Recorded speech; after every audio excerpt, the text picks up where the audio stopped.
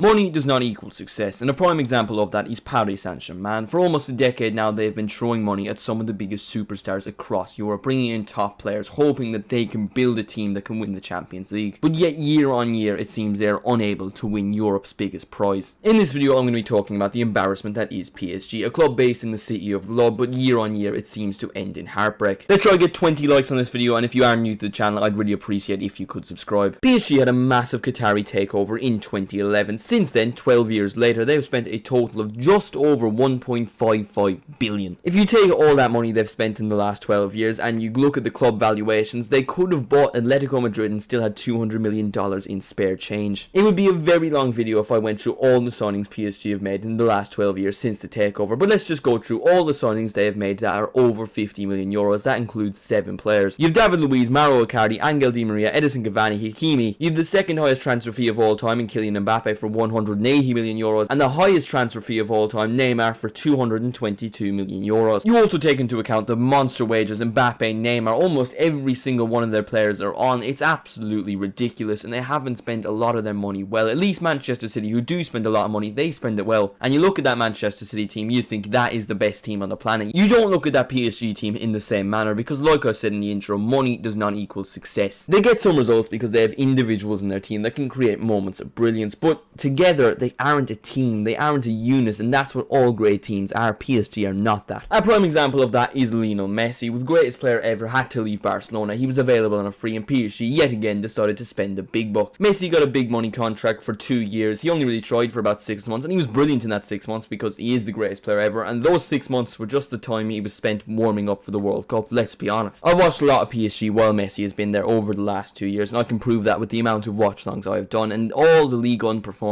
Messi just doesn't look like he cares. To be fair to Messi, it looks like he shows up in the Champions League games because that's the one he really wants, but other than that, he just doesn't look bothered. Yes, Lionel Messi hasn't been playing his absolute best this season, but he still put up good numbers, but the PSG fans, being the children that they are, decided to boo him in recent games, which is an insult to football, booing the greatest player to ever play the game. They also went and booed Neymar, one of the best players in this generation, and were also recently outside of his house telling him to get out of their club. Do these fans not have jobs? How can they just be in the middle of the day just chanting outside someone's house? PSG act like they're a big club. Their fans act like they're entitled to be competing for the Champions League every single year. Well, guess what? You're not a big club because you were only invented about 60 years ago. Man United, Liverpool, Manchester City, Bayern Munich, Real Madrid, Barcelona. You could probably throw a few Italian clubs into this, but they don't really have the spending money. Any top player is going to choose those clubs over PSG because at least those clubs have ambitions. Those clubs are big clubs that are attractive to top players, while you would most likely join PSG if you just wanted a bit of a payday. According to reports in recent days, it suggests that PSG were willing to leave Lionel Messi go. They've suspended him for 2 weeks because of his trip to Saudi Arabia, which apparently wasn't authorised. PSG want the power, they want the narrative that they were just willing to put aside Lionel Messi, but that's just not the case. It looks like Neymar will leave in the summer as well. Mbappe also wants to leave. It's just not looking good for PSG. It's just a team